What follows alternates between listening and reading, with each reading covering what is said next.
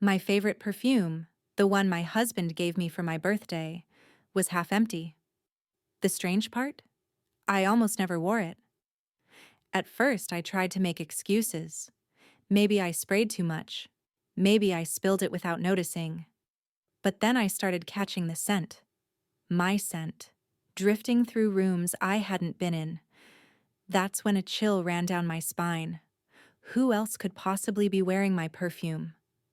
I still remember the day I realized something was deeply wrong. That quiet summer afternoon when the breeze slipped through the bedroom window.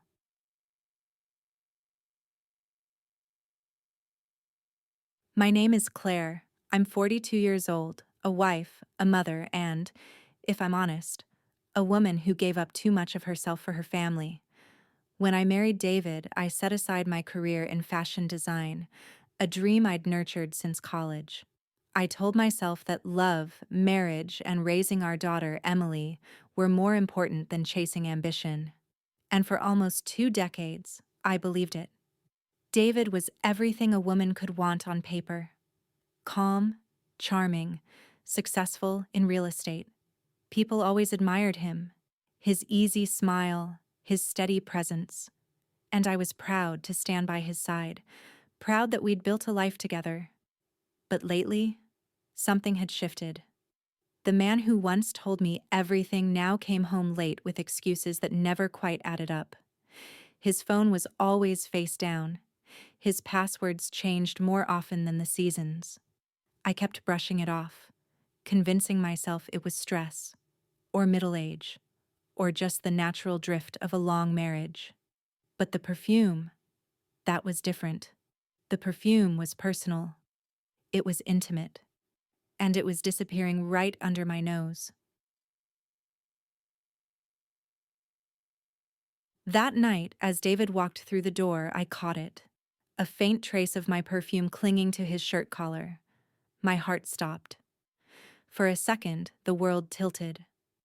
Why would my husband smell like me when I hadn't been near him all day? Had someone else been close enough to him? Close enough to wear my scent? I forced a smile, acted like nothing was wrong, and set dinner on the table. But inside, something in me had cracked open. A quiet fire had been lit. I couldn't sleep that night. I lay awake staring at the ceiling, replaying the last few months like a movie reel. The business trips that required so little luggage. The faint smudge of lipstick on his collar once, which I had foolishly dismissed as a trick of the light. The secretive text messages that made him chuckle, then vanish the second I walked into the room. One by one, the pieces fell into place. The truth was knocking on my door, and I couldn't ignore it anymore. The next day, while straightening the living room, I found something that shattered me further. A single long golden hair draped across the sofa cushion. It wasn't mine.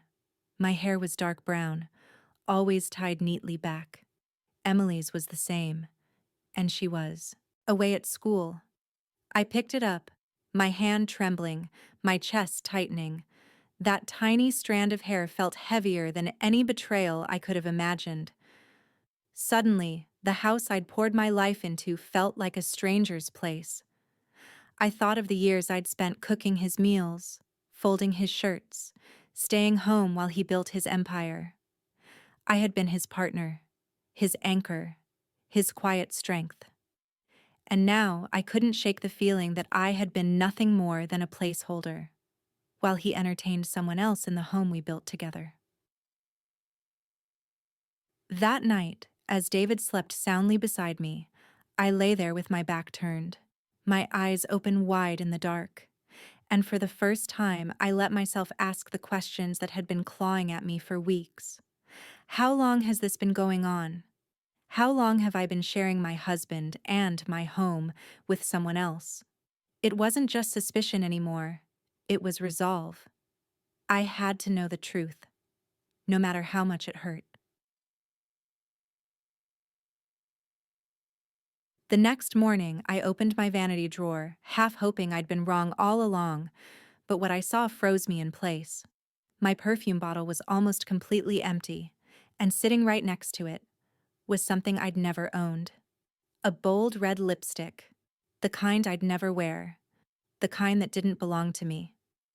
Before I go on, I want to ask you, what would you have done if you found a stranger's perfume on your husband's collar, or a lipstick that wasn't yours in your own home? Share your thoughts in the comments below. I read every single one. And if you want to hear how this story unfolds, make sure you subscribe so you don't miss what comes next. The red lipstick haunted me. It wasn't mine. That much I knew. And yet, there it was, sitting in my vanity drawer like it belonged. I picked it up carefully, turning the tube over in my hand. The cap bore tiny fingerprints. Not mine, a stranger's. A woman had been in my bedroom, standing at my mirror, bold enough to leave behind her mark. I felt my stomach twist with nausea. This wasn't just suspicion anymore. This was proof. That evening, I couldn't look at David the same way. He strolled in late, loosened his tie, kissed my cheek as if nothing was amiss. But all I could see was the lipstick. And in my mind's eye, I imagined her, this faceless woman, standing in my place, laughing at me behind my back. I stayed quiet. I didn't confront him. Not yet. Because something inside me told me I needed more. More than perfume. More than a strand of hair. More than a lipstick tube. I needed the whole truth, laid bare. The next few days, I started paying attention. David's patterns weren't hard to notice once I stopped making excuses for him. He suddenly had more meetings that ran late into the night. He started leaving earlier in the mornings, claiming he had calls to prepare for. His phone, once left casually on the counter, was now glued to him like a lifeline. One afternoon, while gathering laundry, I found his shirt pocket stuffed with a receipt. It was from a high-end boutique downtown, women's clothing. The item purchased? A silk blouse, size small. My hands shook as I held it. I hadn't shopped at that store in years, and I certainly wasn't a size small anymore. That was the first time I spoke to Emily about it. My daughter had come home for the weekend, bright-eyed, always ready to help. As we folded towels together, I asked casually, "Sweetheart, have you noticed anything different about your father lately?" She gave me a puzzled look. Different how? I hesitated, then shrugged. Just distracted. Distant Emily sighed, her expression softening. "Mom, Dad's always busy. You know how he is. But he loves you." Her words were meant to reassure, but they landed heavy in my chest. I realized Emily had no idea what was happening under her own roof. Maybe David had hidden it well, or maybe I had. Either way, I couldn't let my daughter see me unravel. Not yet. So I started digging deeper. Quietly.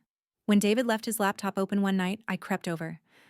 My heart pounded so loudly I thought it might wake him. I clicked open his emails. Most were work-related. But then, tucked between business reports and client memos, I found them. Short, flirtatious messages. Signed not with a name, but with a single initial. A. "Missed you today. That perfume, it drives me crazy." "Same time tomorrow?" My chest tightened. My vision blurred. There it was. The confirmation I had been dreading, spelled out in black and white.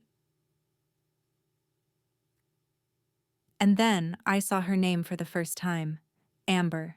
She wasn't just anyone. She worked at one of David's firms.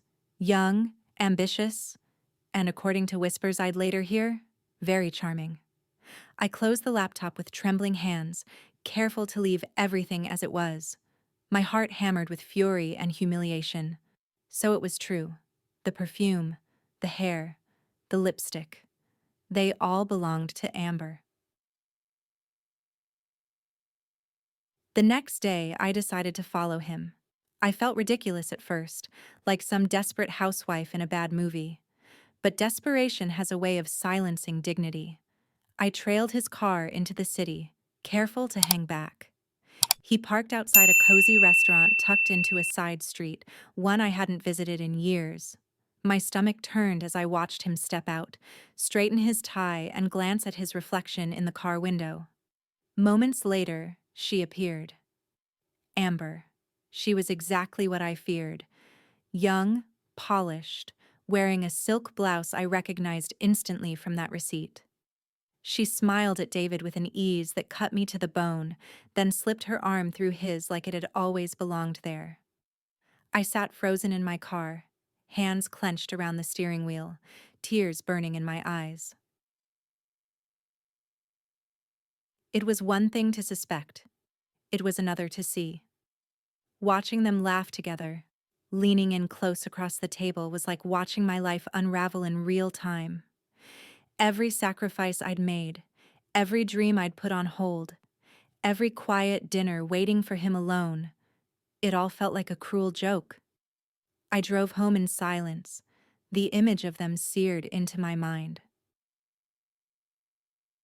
That night, I didn't cry. I didn't scream. I didn't confront him. Instead, I sat at the kitchen table long after midnight, staring at the dark window, listening to the quiet hum of the refrigerator. And that's when something inside me shifted. For years, I had been the quiet one, the caretaker, the forgiver, the woman who swallowed her pain for the sake of keeping peace. But not anymore. David thought he could betray me in my own home. He thought he could humiliate me while I turned a blind eye. He was wrong. After that night, I carried the truth like a hidden wound. On the outside, nothing changed. I cooked dinner. I folded laundry. I smiled at neighbors and asked about their grandchildren. But inside, I was a storm waiting to break. Every time David touched me, I flinched. Every time his phone buzzed, I wanted to rip it from his hands. And every time I caught the faint trace of my perfume in the air, I thought of Amber, slipping through my home, slipping into my husband's arms, like she belonged here. It didn't take long for Amber to grow bold. At first, I'd only seen her with David in restaurants outside our home. But soon enough, I began noticing little things around the house. Things only another woman could leave behind. One afternoon, I opened the laundry hamper and found a silk scarf I didn't own. It smelled faintly of vanilla and roses, not my scent. Another time, I discovered a wine glass in the sink, lipstick stained bright crimson, long after David claimed he'd been working late. The worst came one Thursday evening. I returned home early from running errands, my arms full of groceries, and heard laughter upstairs. A woman's laughter. My heart stopped. I froze in the kitchen, holding my breath, listening. It was faint but unmistakable. Her voice, light and playful, echoing through the walls of the bedroom I had shared with David for over 20 years. By the time I crept upstairs, they were gone. The room was spotless, the bed neatly made. But I knew. And that night, when David leaned over to kiss me goodnight, I turned my face away. David began to treat me differently too. He used to ask about my day, about Emily, about the little things that made up our lives. Now he barely looked at me during dinner. His phone seemed far more interesting than his wife. One evening, when I asked if he'd be home for the weekend, he barely glanced up. Actually, Amber and I. He stopped mid-sentence, his face paling. I mean, I have a work trip. The name had slipped out. Amber. He tried to cover it up, but the damage was done. My chest tightened, but I kept my face calm, my voice steady. Work trip, I repeated softly. Of course. He didn't notice the way my hands clenched under the table. Amber's presence became harder to ignore. She started showing up at David's company events, smiling like she was entitled to the life I had built. I'd overhear whispers at parties. That's Amber. She's so good for David. Poor Claire looks tired, poor Claire. That phrase cut deeper than any knife. They saw me as invisible, a relic of a wife who had given too much of herself away. And worst of all, David let it happen. He let her take my place in the spotlight, while I stood in the shadows, humiliated in silence. But what they didn't know was that silence is not weakness. I had learned long ago that patience could be a weapon, and now I began to sharpen it. While David spent his nights working late, I spent mine going through files, bank statements, property records, old letters and deeds tucked away in our safe. That's when I remembered something David had forgotten. Years ago, when his real estate business was just getting off the ground, he had put the house in my name for tax reasons. Back then, it seemed like a meaningless detail. Now, it felt like fate. I reached out quietly to an old friend, Margaret, a retired paralegal who had helped us close on the property years ago. I asked her to look over the papers again. She studied them carefully, then nodded with a grim smile. Claire, this house is yours. Sole ownership. David has no legal claim without your consent. Her words sent a rush of power through me. I hadn't felt in years. All this time, David thought he was in control. He thought Amber was replacing me piece by piece. But he didn't know the ground he stood on wasn't his. It was mine. From that moment on, everything shifted. I no longer saw myself as the victim. I wasn't the invisible wife, the poor Claire people pitied. I was the woman holding the deed. I was the one with the power to decide who stayed and who left. But I stayed quiet. I let David believe he was winning.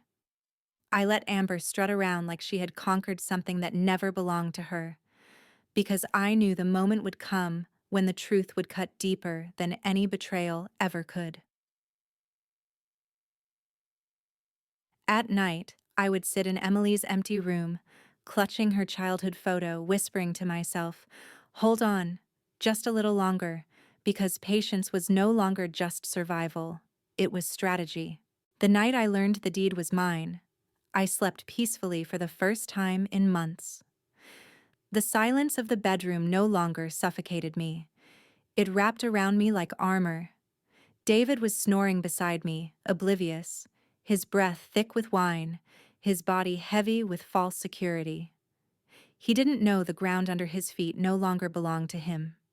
He didn't know that every cruel word, every careless betrayal was piling up into a reckoning I could deliver at any time.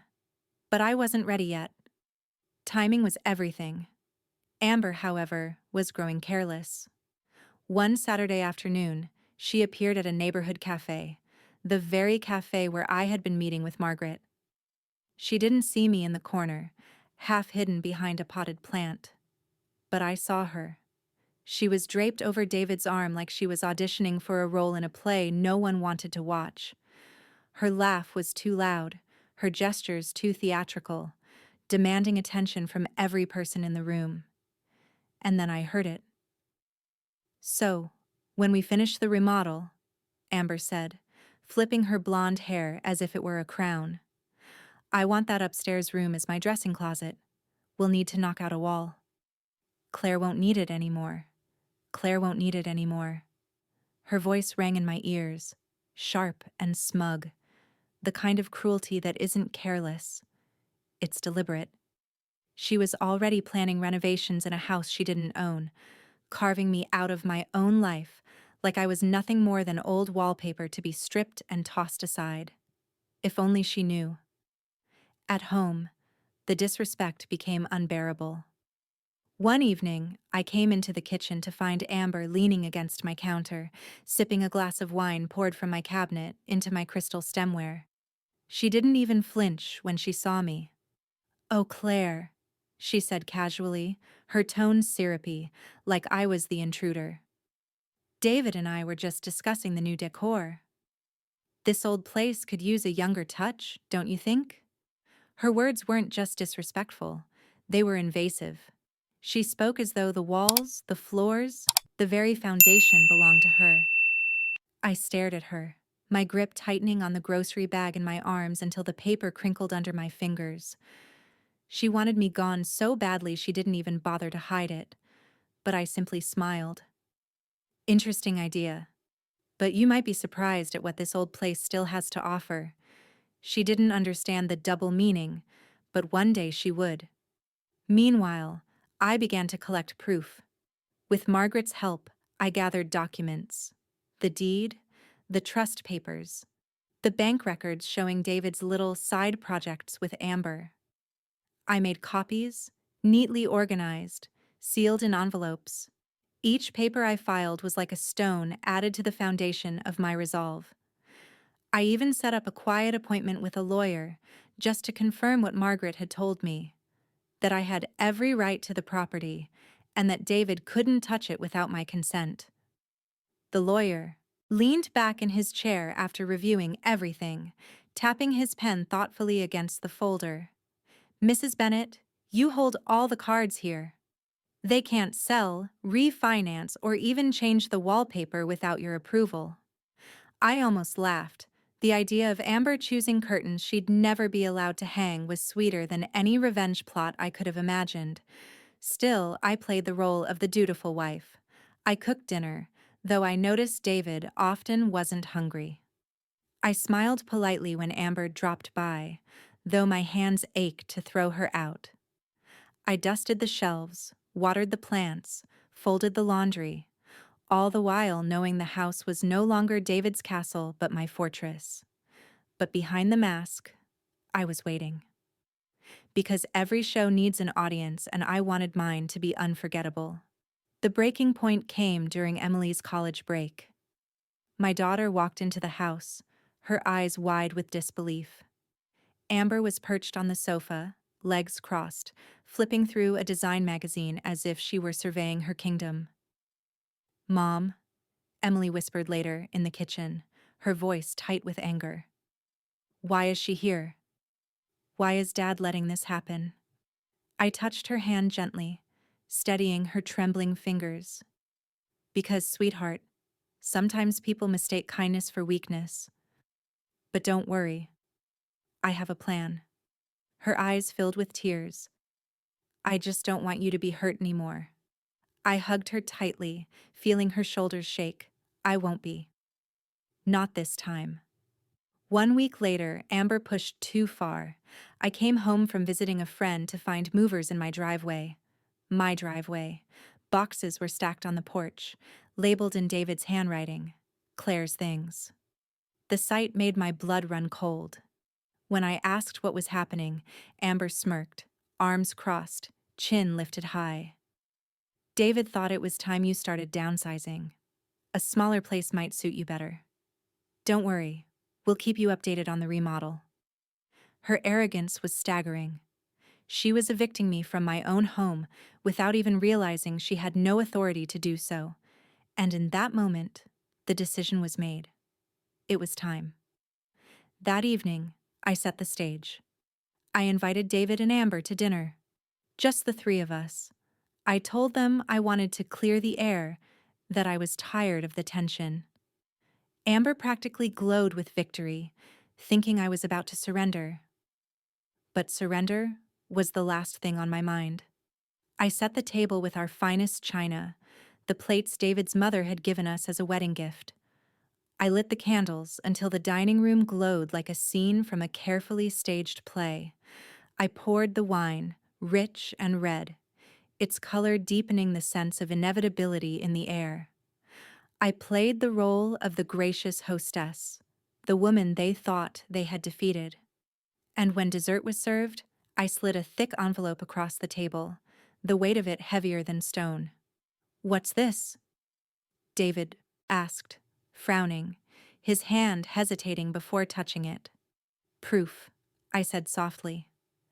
"Proof that this house, every inch of it, is mine. Proof that all your plans, all your secrets, all your little renovations with Amber are meaningless, because you don't own this place."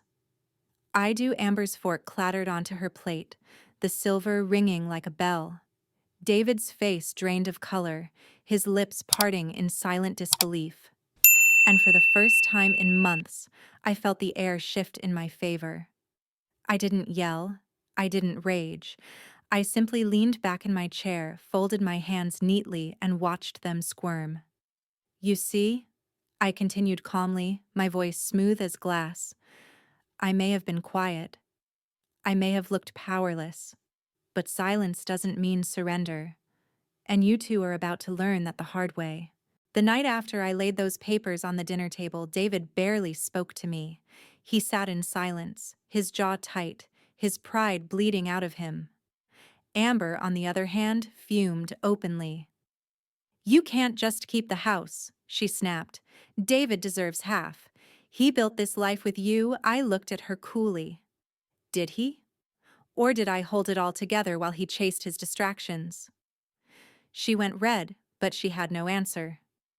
For the first time, she understood. This wasn't just about love or betrayal. It was about power, and she had none. But still, David tried to fight. Over the next week, I noticed whispered phone calls, meetings behind closed doors, papers shuffled around his office. He thought he could find a loophole, some way to twist the law back into his favor. But what he didn't realize was that I had already anticipated every move. Margaret and my lawyer had ensured the paperwork was airtight. The deed was mine alone, locked beyond his reach. All I needed now was the right moment to end this charade once and for all. That moment came sooner than I expected. David's company was hosting its annual gala, a lavish affair filled with investors, clients, and the kind of people Amber longed to impress. She had already bought a gown, shimmering gold, bragging that she would finally take her place by David's side. Emily begged me not to go. Mom, please. It'll just hurt you to see them flaunting everything. I kissed her forehead. Sweetheart, don't worry. This isn't about pain anymore. This is about truth. And so I went. The ballroom glittered with chandeliers and champagne flutes. Laughter and music filled the air. David stood at the front, smiling too wide, Amber clinging to his arm like a trophy she thought she'd won. People whispered as I entered. Poor Claire, still here? Doesn't she know? Yes, I knew. And tonight, so would they. The speeches began, full of hollow praise. David thanked his team, his investors, his support system. He did not mention me, not once. When Amber took the microphone to add her own flourish, she leaned into him possessively, her voice dripping with smugness. David and I are excited for the future, especially with the plans for our new home. Our new home. The words were gasoline on fire. I stepped forward. My heels clicked against the polished floor, each step cutting through the murmur of the crowd. Funny you should say that, I said, my voice calm but carrying across the room. Because as far as the law is concerned, that home isn't yours. Or David's. It's mine. The room froze. Amber's smile faltered. David turned, his face pale. What are you talking about? He stammered. I held up the deed, sealed and stamped, the official weight of truth. This document states clearly that the property is in my name, sole ownership. Every room, every wall, every stone. You can't sell it, remodel it, or move anyone into it without my consent. A ripple of shock swept through the audience. Investors leaned forward. Clients whispered. The facade David had built was crumbling in front of them all. Amber lunged forward, her voice shrill. You're lying. But I only smiled. Am I? Because copies of these documents have already been filed with the county clerk. You can check for yourself. A hush fell over the room. David's reputation, Amber's illusion, it all unraveled in seconds. And then, to twist the knife, I laid down one more card. I also happen to have records of certain questionable financial transfers, bank accounts tied to offshore names, transactions Amber, I believe, was involved in. Gasps. Eyes turned toward her. Amber went rigid, her hands trembling. David's jaw clenched as he realized she had exposed not just his marriage, but his career. To ruin. "This villa?" I said, my voice low but firm. "It's mine. And right now, you're both trespassing in more ways than one." For once, neither of them had words. The silence was deafening, then broken by a slow clap from the back. Investors, colleagues, neighbors, they had seen enough. In their eyes, David wasn't a victim. He was a fool. And Amber? She was nothing more than an interloper who had flown too close to the sun. The aftermath was swift. Amber tried to save face, but her name was already tainted. Whispers of fraud, dishonesty, manipulation clung to her like smoke. Within weeks, she disappeared from the social circles she'd clawed her way into. David fared no better. Clients pulled their contracts. His partners questioned his judgment. The empire he thought he'd built on charm and deceit collapsed under the weight of his arrogance. And me? I didn't raise my voice. I didn't beg or plead. I simply stood tall, papers in hand, letting the truth do what vengeance never could. Later that night, I sat in the quiet of my home, the home that was mine alone now. Emily curled beside me on the couch, her head on my shoulder. "You are amazing, Mom," she whispered. "I've never seen him so small." I kissed her hair. "Justice doesn't always roar, sweetheart. Sometimes it whispers, and when it does, everyone hears it."